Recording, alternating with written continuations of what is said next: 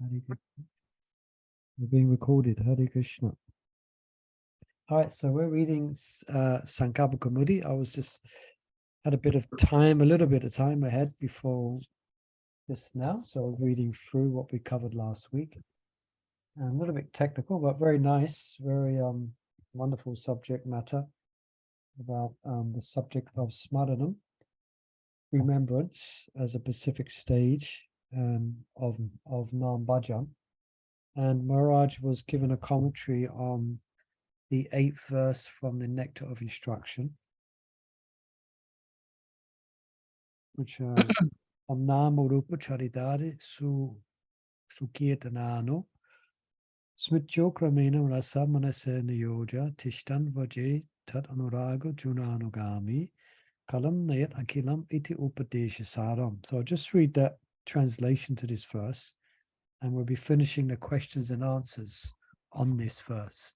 So the translation is, excuse me, the essence of all advice is that one should utilize one's full time, 24 hours a day, in nicely chanting and remembering the Lord's divine name, transcendental form, qualities, and eternal pastimes, thereby gradually engaging.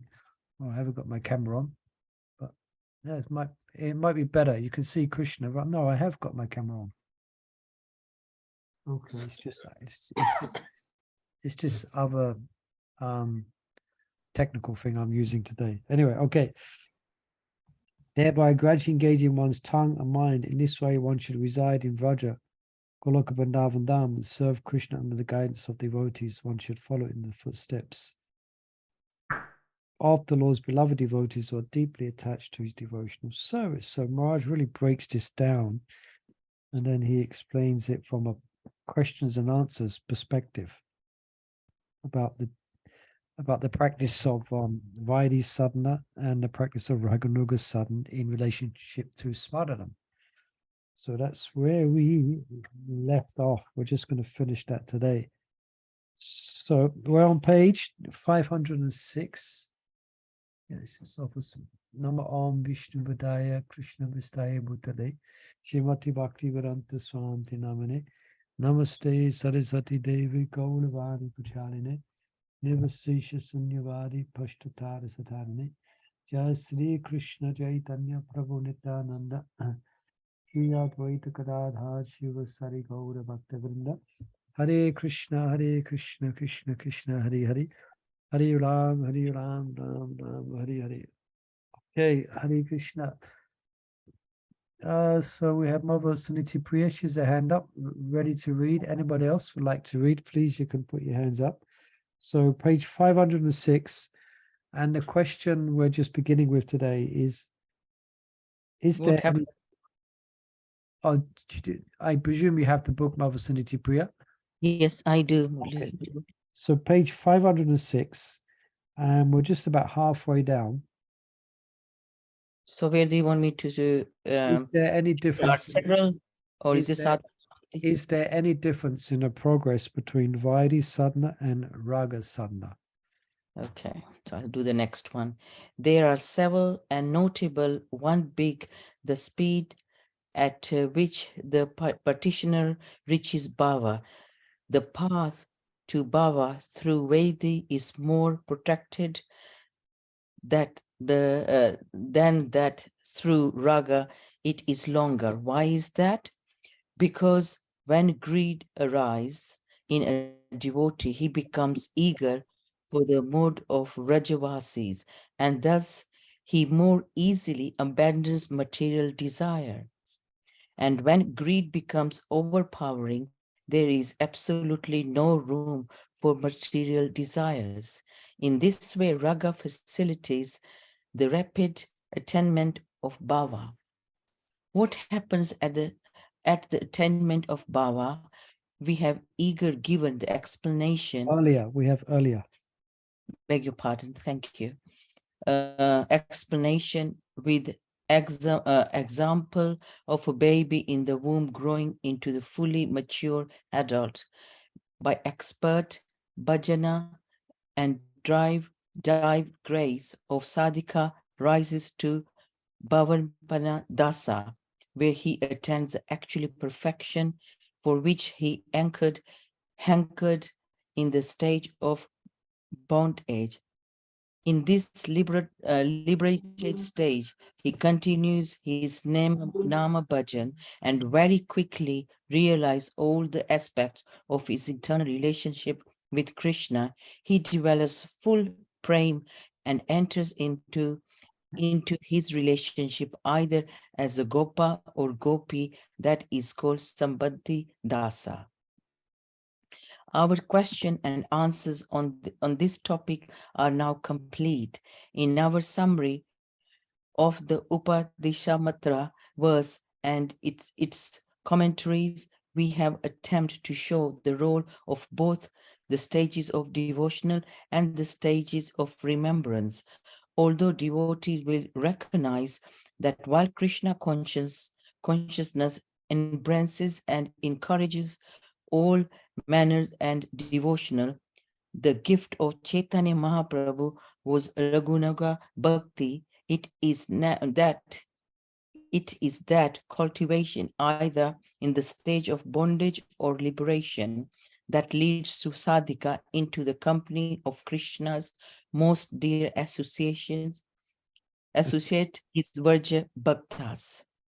The distinguishable character of Krishna Vrindavan associates it is their absolutely spontaneously love for him. That love is no natural. It's so that natural. It, It's yeah, so true natural, that it is submerged. All awakens of Krishna divinity knows him only as the Prince of Vraja and makes him in dancing doll in the hands of his devotees. To accept this path, so much perfection in the essence of all knowledge, this essence of the Vedic is essence of all advice. okay. We better just press the pause button there. Any particular questions or curiosities? What's going on here? What's been spoken about here? I think we mentioned last week there's two paths to bhava. One path is called Vaidhi, the strict adherence to the rules and regulations.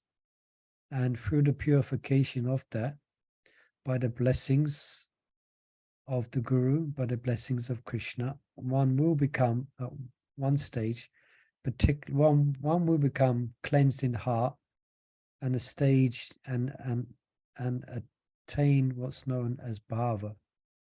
Then at that stage, one will be spontaneously infused and attracted by the Raj Vasis. And they will cultivate what's then known as Raganuga. But it's still a sadhana, because bhava is not perfection. That will be described in the next page.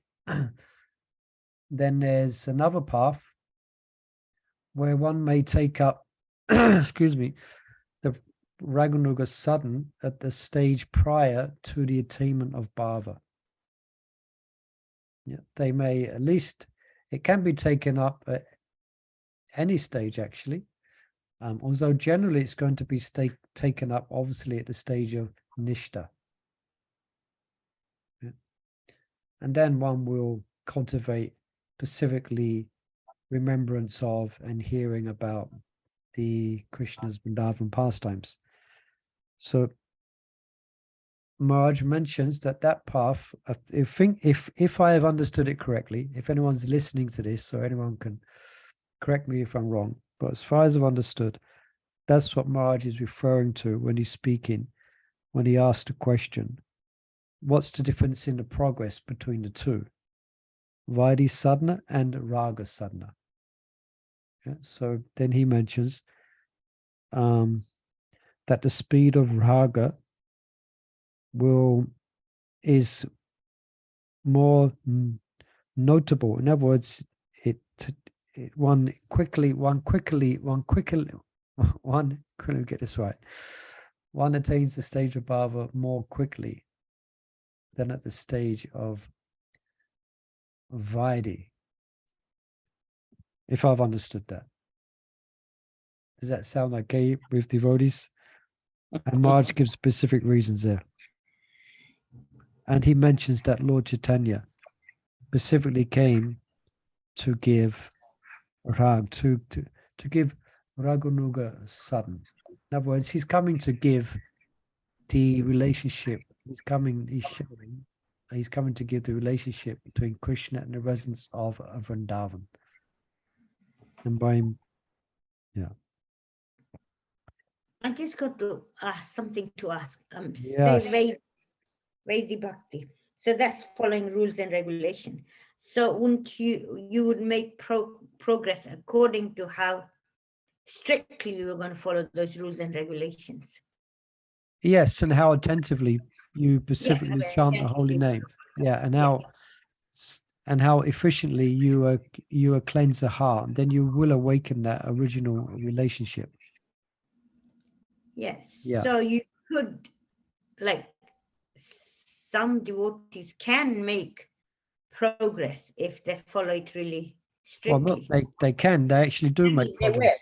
They will. Yeah. Yes, they will. Because Marge mentions a little bit later, I was reading a couple of pages ahead, that some devotees, for one reason or another, may be hesitant to read or hear about Krishna's confidential pastimes.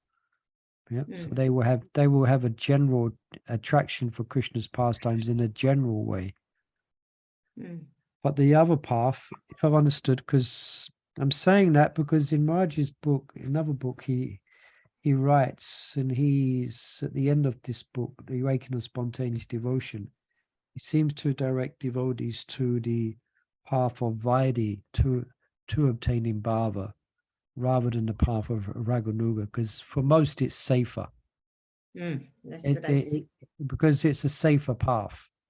Because the path of raga, you have to get, the path of raga, you have to get advanced, it has to be, it's not a whimsical thing. It's not, you have to be very careful on that path, and you may become a sahajiya, etc., if you don't get the right guidance and you don't cultivate that in the correct way.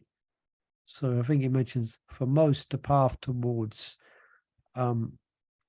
attaining that level of perfection called pava, and then an attraction for Raj Bhakti, the general practice of, and it's not, and again as mentioned, it's not one or the other. It may be mixed as well. It's not as if one is just practicing Vaidhi and one is just practicing Raganuga. Marge mentions before that often it may be a mixture of the two. And then gradually that mixture will become more thicker in regards to raga. But it's a very deep subject, which I honestly, humbly say I don't completely have complete understanding of it. I am studying it at the moment. I'm trying to understand it. So anything else from anyone else out there? Okay, the next, Marge will help us understand the path of attainment now. He will describe in a systematic way how this stage develops. Okay, so we can just get into that. So let's call on a few hands up today. Mother Chandravali, you'd like to read from 507 in Bhakti Rasamrita Sindhu. Okay. In Bhakti Rasamrita Sindhu, Rupa Goswami delineates the stages of bhakti beginning with faith and lists 8 subsequent stages that conclude in prema. Yeah, let me just pause there. Can someone name what these stages are? We've been over this a few times, and I'm sure a lot of you are familiar with it. The first stage is Sadhana Bhakti. But not specifically, yes. It's all sadhana. Shraddha. Shraddha. Shraddha, yes. Faith is the first stage.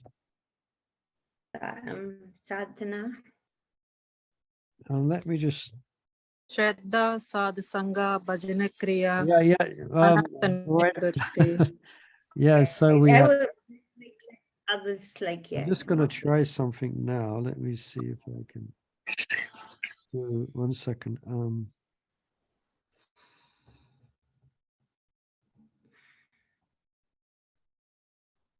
Oh, no, I guess. I'm trying to get a whiteboard up, but it's not you know, I have to keep on working on it. Okay, so the first stage is faith, Shraddha. Second stage is sadhu sangha, associating with devotees. And the effect of that is Bhajana Kriya, like not Bhajan Kriya, correct. Bhajan Kriya. Next stage is Anartha Nivritti. Nivritti. Next stage is Nishtha. Nishta. Yes. Next stage is Asakti. no Ashak. taste, ruchi. Yeah, Ruchi. Yes, thank you. Correct, Mother Chandravali. Thank you. Nishta, The Ruchi, then Shakti, then Bhava. Bhava, then Prema. Prema. Very well. That's what Okay, we're well waiting done. for. Hare Krishna. Well, I'm waiting for Bhava myself. Waiting for the top I'm top waiting one. for Ruchi. Actually, I'm waiting for Ruchi. Krishna. Okay, so carry on, Mother Chandravali. I just wanted to make sure we're all on the same page with that, and we're from hopefully we've Srimad Bhagavatam emphasizes that within these stages, real practice begins with Nishtha. Devotion from faith to the eradication of most bad habits clears the way for pure faith and for pure cultivation. In the well-known verse quoted below, the sequence of stages in devotion are Shraddha, Rati, and Bhakti. In the association of pure devotees, discussion of the pastime and activities of the Supreme Personality of Goddess is very pleasing and satisfying to the ear and the heart. By cultivating such knowledge, one gradually becomes advanced on the path of liberation, and thereafter he is freed, and his attraction becomes fixed. Then real devotion and devotional service begin. Srila Prabhupada's purport and the traditional understanding of Acharyas is that Srimad Bhagavatam's stages, Shraddha, Rati, and Bhakti correspond to Rupa Goswami's Nishtha, Bhav, and Prema. While determination are relevant from the first stirring of faith, when faith is firm and when a devotee is purified, then sankalpas really make a significant impact on devotion. A dedicated practitioner then cultivates these effective aspects of sadhana, namely steadiness, taste, and attachment. Sometimes devotees have a misunderstanding that bhav can be attained without the proper sequence of cultivation, a sequence that necessitates the development of taste and attachment. Rupa Goswami describes the compulsory sequence of attainment as follows. Absorption in sadhana, nishtha, produces ruchi. No, absorption in Correct. sadhana, nishtha, produces ruchi, then ashakti, and then rati or bhav for the Lord. To clarify the Acharya's intent, Vishnu Chakravarti Thakur gives his commentary to the verse. Sadhana gives rise to nishtha. Without developing ruchi and then ashakti, how will bhava rise? This verse answers by saying that one must go through those stages. We will now present this proactive cultivation, which is prefaced by sravana-dasa, begins at varna-dasa, progresses through smarana-dasa, and concludes with bhav-pan-dasa. This Okay, stage is yeah, just now earlier on, Marge has brought up these different stages. This is spoken of by Bhaktivinoda Thakur. Okay, wait, there's a couple of devotees want to come in. Let's let them in. Admit. Hare Krishna. So these, well, actually, as Marge mentions 8, but there's 9. To say like 9 stages, that includes faith. Now, these stages will also come in the development of faith from Shraddha to Bhava to Prema, then one enters into these different stages. Yeah, so one of them is, well, here, Shravan-das, Varana-das, and Smaran-das. Okay, so I shall try and we will see how they correlate. Okay. Okay, Hare continue. Hare Krishna. We did that paragraph, didn't we? Sravana-das, hearing, Well- and Varana-das Well, was yeah. Well, it has been spoken of before, and this Mm. chapter or this chapter is speaking of that subject. And Right. Raja just brought in the irrelevance of the 8 stages of devotional development given in the Nectar of Devotion from Shraddha to Prema. And now he's going to correlate both these, both right. of these, yeah. So this is also a progression from Shravan-das to Varana-das, Smaran-das, and Bhavapana-das. That's also another way to categorize a devotee's development, but specifically in regards to chanting of the holy name, Nam Bhajan. Okay, so Yeah. this is a devotee's progress. Okay. Yes. It's Yeah, figuring out both things together. it's a progress. It's a progression of inner spiritual development. Mhm. Where the devotee is going. Okay. Yeah, I'm lost where I was now. these stages. Okay. These stages and their various subdivisions are best seen as steps for Sankalpas, whose constant perspective and ultimate goal is ecstatic devotion. And while attentiveness is but a feature of sadhana at the stages of hearing and acceptance, it is a very substance of sadhana at the stage of remembrance. More will be said on these topics later. Readers may remember the unique role of Nam Sankirtan in sadhana. The 3 most important limbs of bhakti are chanting, hearing, and remembering, and other 6 being included within these. Similarly, of these 3 primary limbs, Nam Sankirtan is the most important, since hearing and remembering are included in and integral to it. Thus, the preeminent position of Nam Sankirtan makes it a cardinal medium for the cultivation of devotion. Let us begin by exploring the truths of Sravana-dasa, the beginner stage of hearing. Hearing is the foundation of Krishna consciousness. By somehow hearing about Krishna, a person acquires piety, and piety eventually develops into faith. When faith goes beyond a cursory interest, a person develops some enthusiasm to hear about Krishna from advanced Vaishnavas. And that kind of hearing continues to nurture a devotee's faith until he is willing to act on what he has heard. While such initial inspiration may be weak, and while the devotee may stumble in his resolve to distance himself from Maya, the intention is laudable, and it will gradually bear fruit. Krishna explains this to Uddhav. My dear Uddhav, if my devotees have not fully conquered his senses, he may be harassed by material desires. But because of his unflinching devotion for me, he will not be defeated by sense gratification.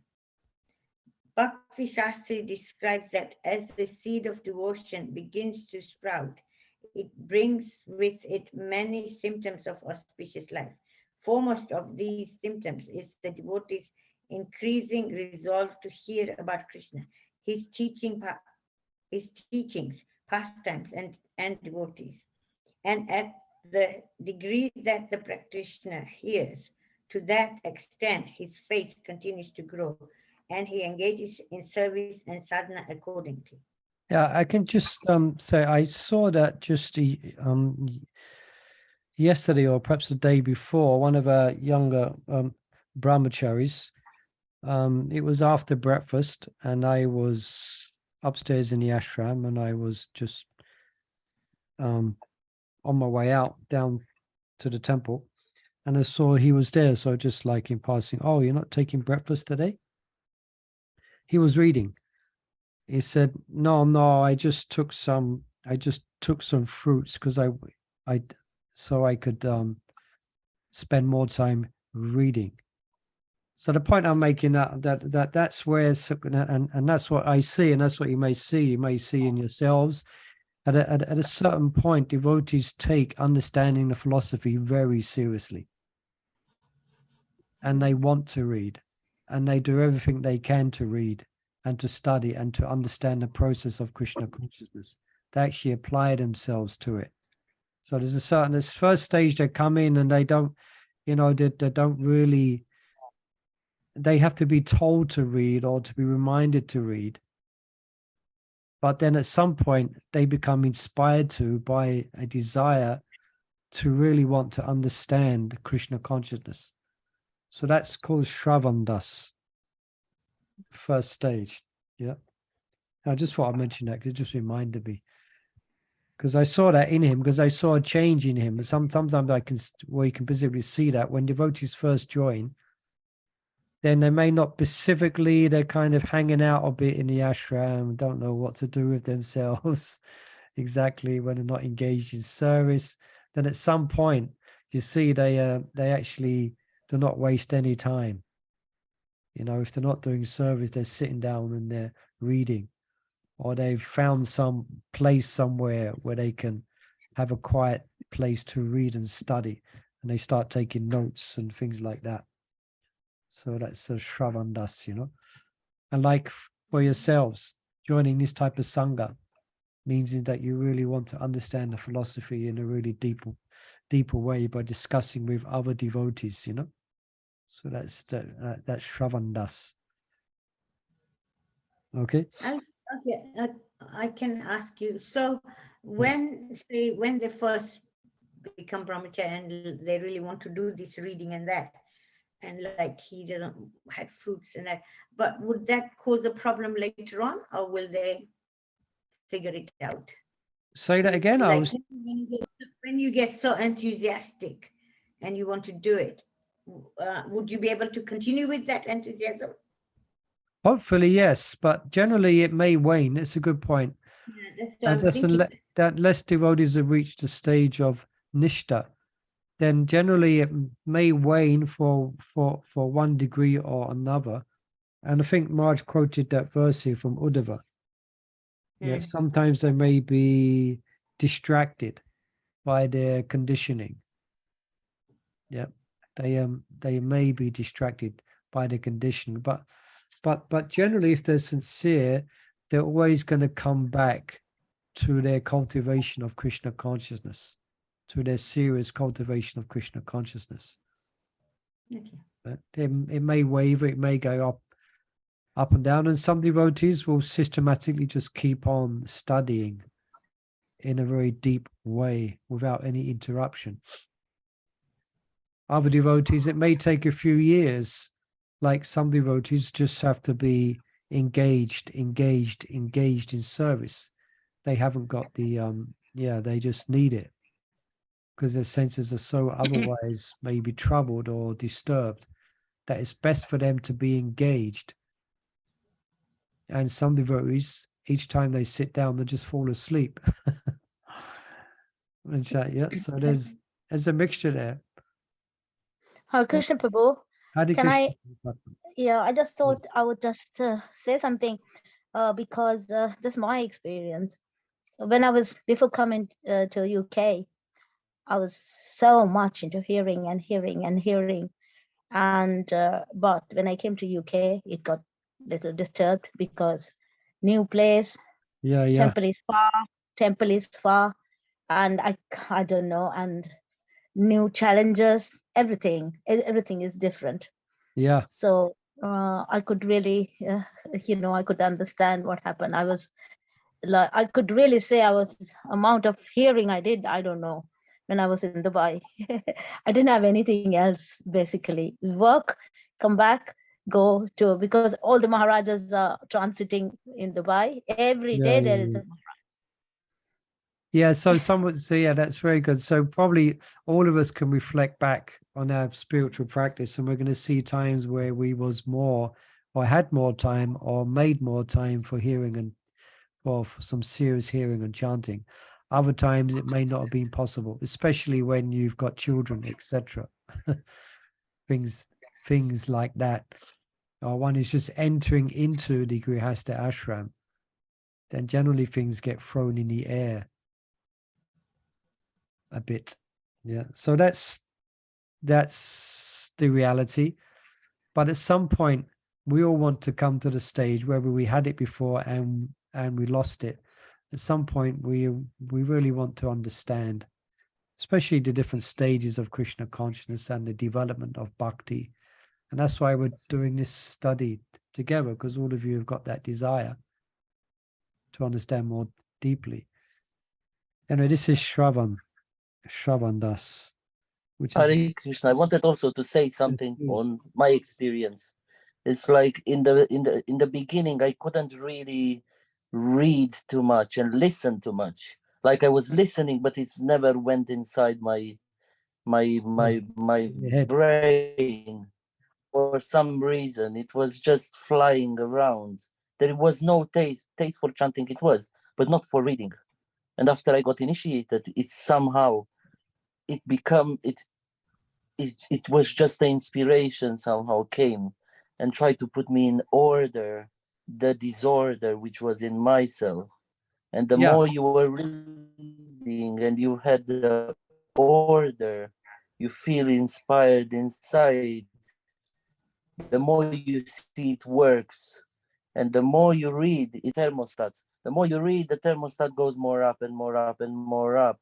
So I think that's how I feel I was inspired to really try to put myself in order. Yeah, thank you for bringing that out, Madam Mongolpur. Your voice is coming in and out a bit, but we could understand.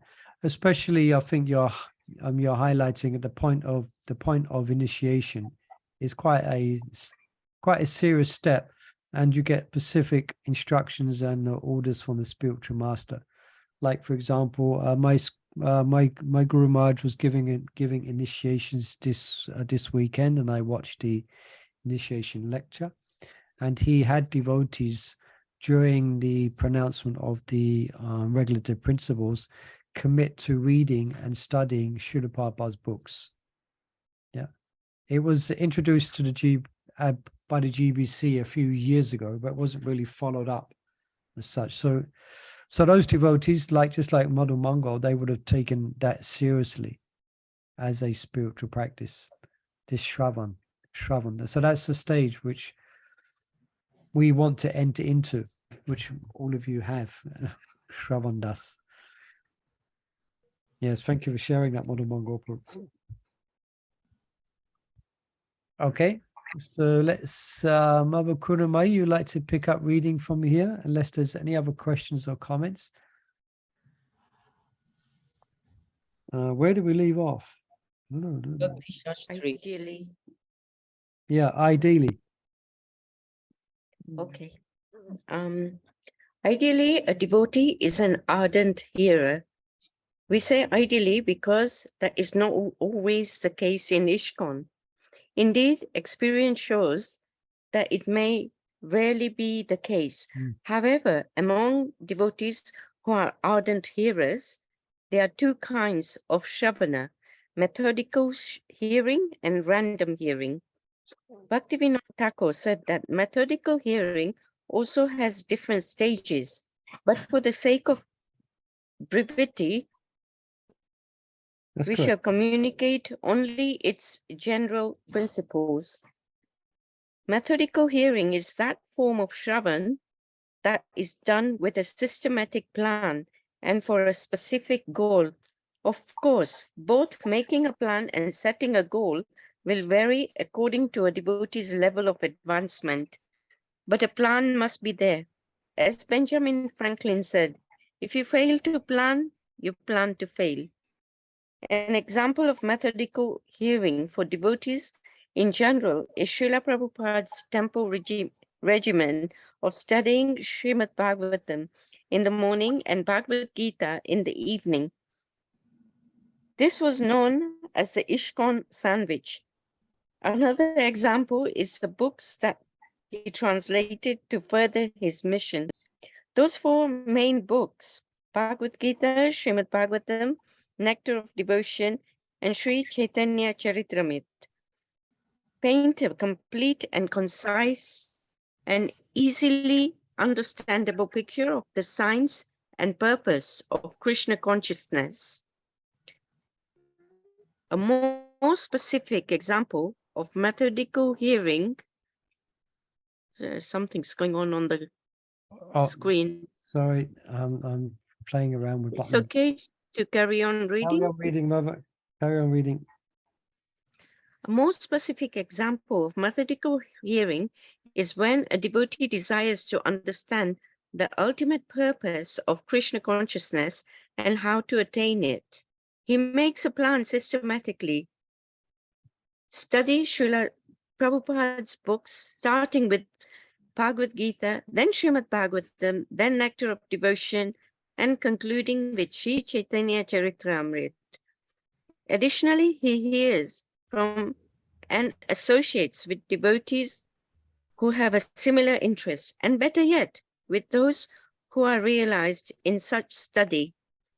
Methodical hearing continues when, having understood that the mission of Chaitanya Mahaprabhu was to reveal the long-hidden signs of Raganuga Vraj Bhakti, a devotee makes a plan to methodically learn how Raganuga Bhakti is practiced.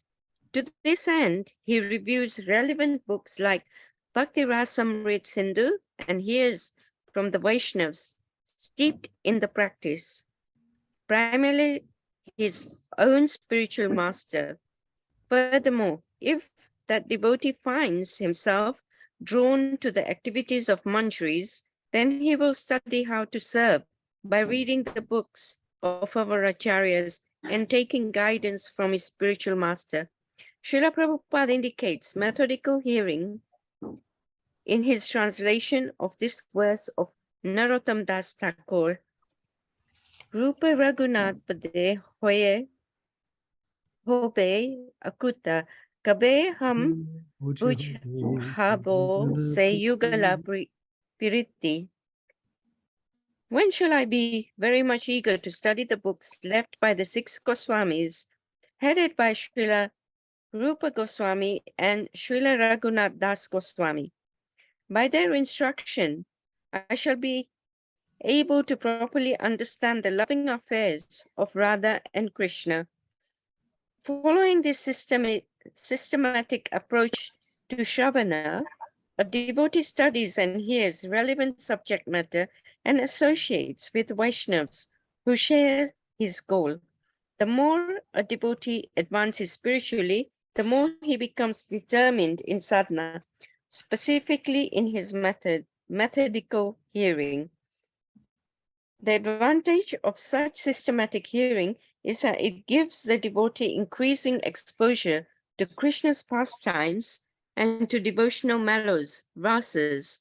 Spiritual master permitting, the sadhika may begin hearing Krishna's eightfold daily pastimes known as his Astkaliya Lila, as it is described in books like Govinda Lila Amrit.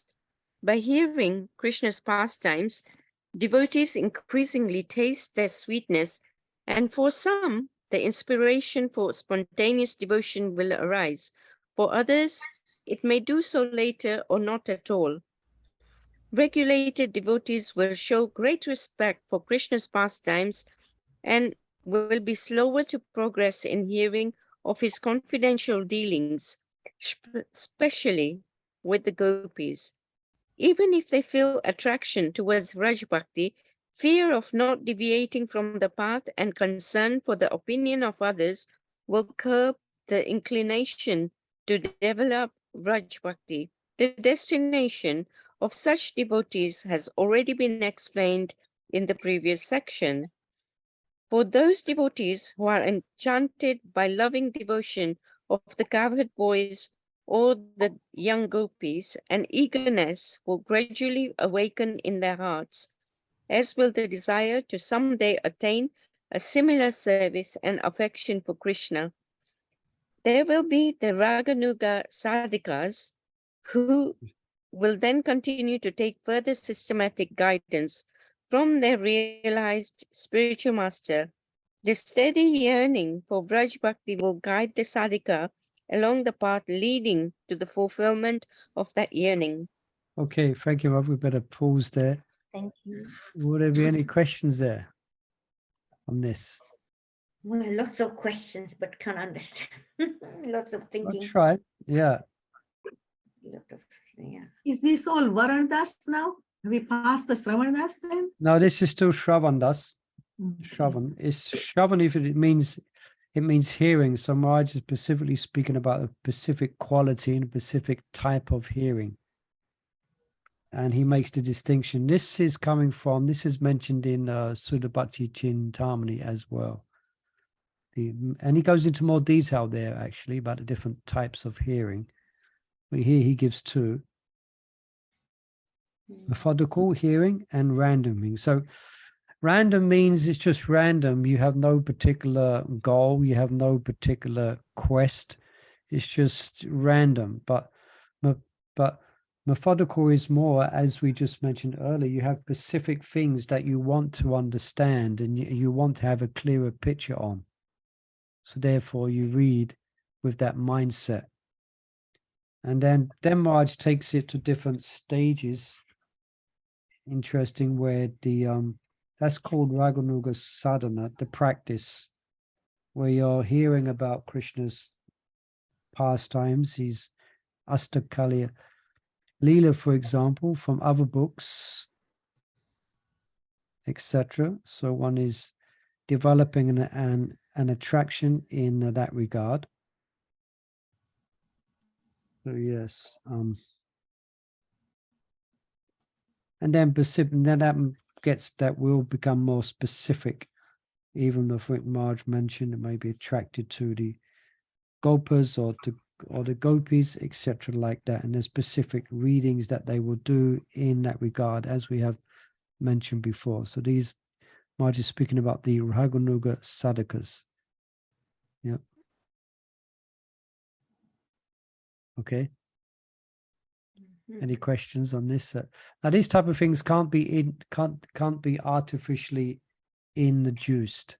These are natural development. Yeah. We will find ourselves, I'm sure. I mean, I've done that myself sometimes in the past, where I've read books.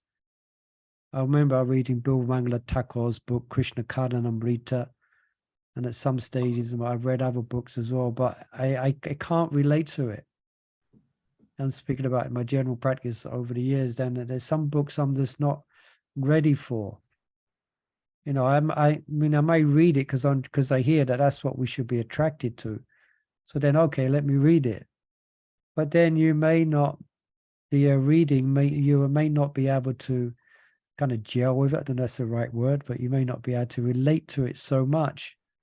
And it doesn't do much for your specific practice. But then at other times, you may feel that you have to read this book. You'd literally have to read it.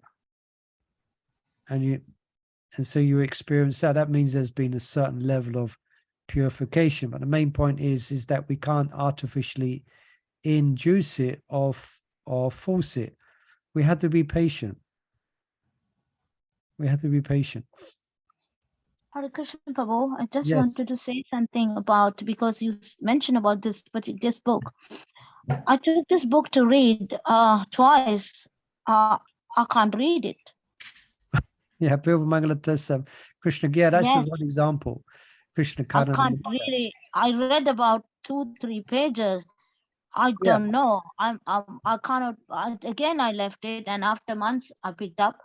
Oh, Krishna Chaitanya, I can't go.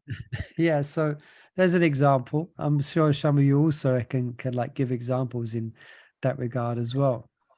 I remember specifically myself personally, I remember when I read at one point, when I was reading about the Gayatri mantras, it was like either read about the details of this Gayatri mantra or like I can't live. It was definitely, and for me at one particular time, it was like alarm bells were ringing. You have to read this. You have to understand this. So I was reading it with great relish, But that didn't, that after many, many years of practice, So what will I do, Prabhu? Because I'm so inspired by Bilva Mangala Thakur. Personally, I like Chaurashtikam and everything. I love it so much. What will I do? I have never felt in any other book, but this book is. Yeah, so don't rage. You just continue with your practice. You continue with your chanting and you continue with your service. Then at some point, whether a year or a couple of years or 5 years from now, I mean, that book specifically is a very, very, very elevated subject matter, actually. Yep. And to really be able to relate to it and read it as something that assists in your bhajan, that's quite an advanced stage.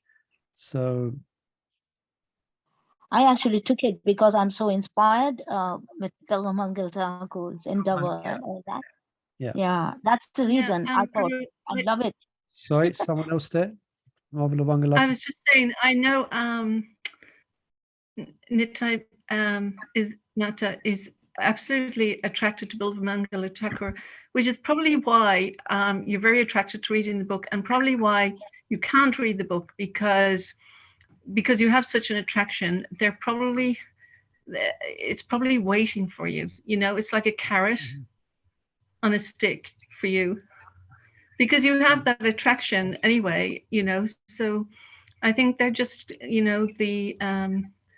the attraction for reading it has to increase or something, and then but I think it's going to be so sweet when you do read it, because you have it. Yeah, thank you, Mavla Bangladesh. I really like that description. How it's how did you say that? It's waiting. It's like the carrot. And it's the donkey going behind that carrot. Yes. Thank you. Please pray that I will questions on this? Isn't it sometimes that you want to read, but you're not at that stage and you will not understand it, or you will understand it in not the right context? And then a little bit later, when you are there and you read it and it's completely different meaning, Yeah, that's it. I know. You understand a little bit more. Yeah. So Krishna will be waiting, till you get. Yeah. We have to be patient. Yeah, some things you have to put on the back burner. Yeah. And then when the time is right, you will when the time is right, and then you will feel the attraction to studying it, to understanding it, to reading it. Yeah, everything will come in time. We have to be patient. We shouldn't artificially, try to impose it. Because it doesn't work. If we're trying to artificially practice a sadhana that we're not qualified with, then that we're not qualified for, then that could be an impediment to our devotional practice. I can't even imitate that book, definitely. I can't even read, doesn't understand that English even, honestly. Yeah, I think my situation. I think you've made that message quite clear. Yeah. Yeah. All right. So should we read a bit more? Perhaps I'll have a read. Last few minutes, 10 minutes. Okay, it's quite revealing, this book, isn't it? I guess we're all coming to conclusion. Are we reading in a methodical way, or are we reading in a random way? At least this reading we're doing is quite methodical. We're really getting into the details of the development of Krishna Bhakti. Sorry, did I cut someone else off there? Sorry. I was just giving an kind of my example. Like, when we did the other books, which one did we do? Venugita and another one? Venugita, Yeah, we did Nectar of Devotion. We went through the pastimes. No, Shiramaji's other books that we did. I can remember. Sutta Bhakti Chintamani. Yeah, all those. So when we were doing those, my thoughts were different at different stages. And then now, like when we're doing this book, I am relating it to how my feelings were then, how those feelings have changed. My understanding is changed. Yeah, it might hopefully it's come a little bit more clearer for you. Yes, yes, a it's little a bit bit more different. clearer. Yeah, yeah, it's a bit So that's different. good. That's what we want. We want things to become more clear. Okay, let's continue a little bit. The following verse of Srimad Bhagavatam emphasizes the importance of methodical hearing, as does Srila Prabhupada's commentary. I'll just read the translation. Those who are desirous of achieving complete perfection in life must submissively hear all topics that are connected with the transcendental activities and qualities of the Supreme Personality of the Personality of Godhead, who acts wonderfully. Srila Prabhupada's comments, quote, the systematic hearing of the transcendental activities, qualities, and names of Lord Krishna pushes one towards eternal life. Systematic hearing means knowing him gradually in truth and fact, and this knowing him in truth and fact means attaining eternal life, as stated in the Bhagavad Gita. Such transcendental glorified activities of Lord Krishna are the prescribed remedy for counteracting the process of birth, death, old age, and disease, which are considered to be material awards for the conditioned living being. The culmination of such a perfectional stage of life is the goal of human life and the attainment of transcendental bliss. Unquote. Thakur Bhaktivinoda says that in order to properly engage in the further stages of sadhana bhakti, a devotee must have heard methodically. How do you pronounce that word again? Methodically. Yeah. Methodically. So it is to state the obvious that when we say that methodical sravana-dasa is attentive devotion, it is attentive because of the systematic effort a devotee must exercise to practice it. And it is attentive because the devotee carefully assimilates the message that Srila Prabhupada and the Acharyas teach. In our earlier dissertation on Sambandha Gyan, we emphasized that the foundational knowledge of relationships is essential to understand the truths of sadhana and to putting those truths into practice. Such Sambandha Gyan is therefore the foundation of systematic hearing. We are now come to random hearing, the other kind of sravana-dasa. Okay, this one we might relate to. When reading is done without a systematic plan or purpose other than to become Krishna conscious, that is called random shravan. Practitioners who read in this way will study Srila Prabhupada's books out of a sense of duty or taste. And if they do that regularly, their reading may transform to a methodical mode. But because random shravan yields a distant perspective of the goal, such practitioners also risk losing their enthusiasm for hearing altogether. That random shravan lacks the determined effort of systematic hearing. Just coming to mind is what can happen here at this stage. Marge might well mention it, but I'll bring it up. At this stage, one begins to find reading Prabhupada's books repetitive and boring because they're not reading in a methodical mode. They're just randomly reading Prabhupada's books. Okay, I have to read an hour a day, That's what we have to do. Okay, they're not reading Prabhupada's books in the mood that they're searching for something. They're just randomly reading. I mean, I'm saying that from my own personal experience over the years. I found sometimes my reading is lacking that search, and it's not being a very methodical approach. That's when you get devotees. That's as Marge is mentioning here. Yeah. They may lose their enthusiasm for hearing altogether. So there has to be a stage you have to go to this methodical hearing, wanting to understand. We continue. Thus, random shravan lacks the determined effort of systematic hearing. Moreover, because the connection with Krishna's pastimes is not conscious, prolonged, and properly understood, random hearing rarely awakens eagerness for any serious devotion. What to speak of an eagerness for Raganuga Bhakti? Keeping in mind Bhaktivinoda Thakur's assertion that only methodical shravan leads to progressive sadhana, random shravan at its best leads to its counterpart. And until that time, a devotee's sadhana remains restricted. In other words, while hearing about Krishna is always purifying, the speed of purification varies greatly between methodical and unsystematic hearing. Any questions, any comments, please feel free to ask, or reflections. It is hard to categorize random hearing as being attentive.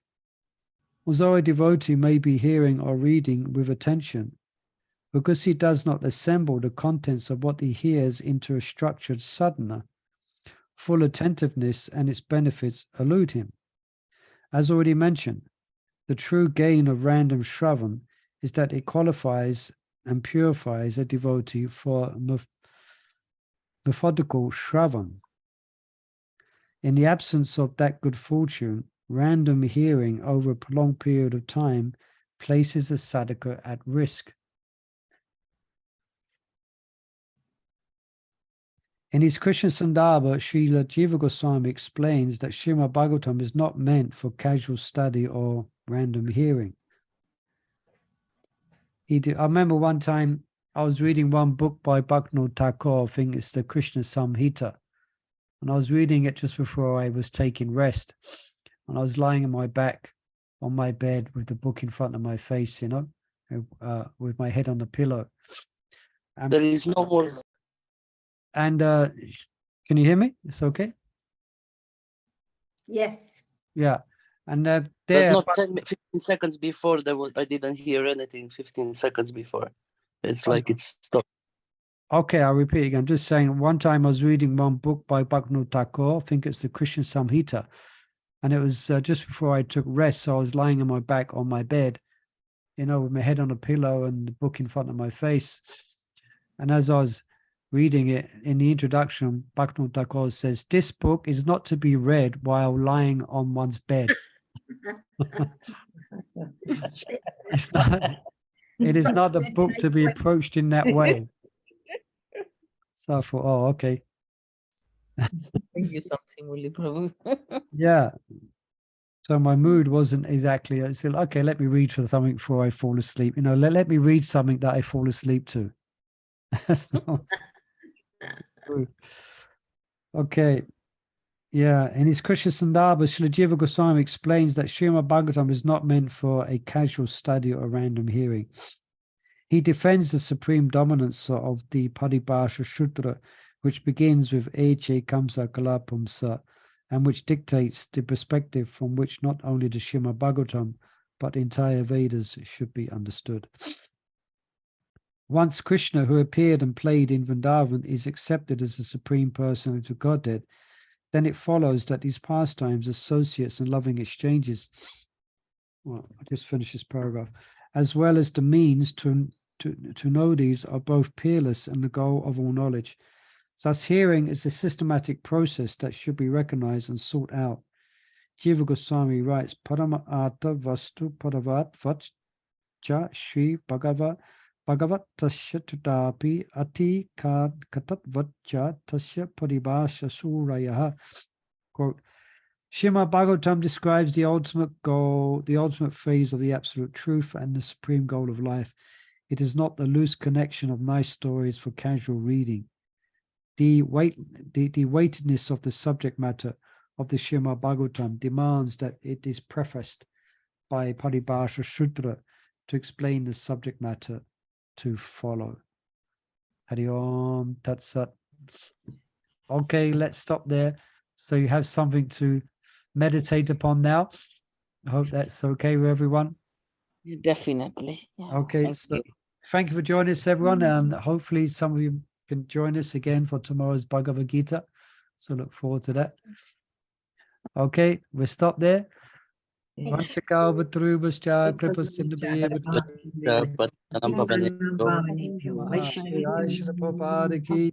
It's only Prabhu. Thank you, everyone.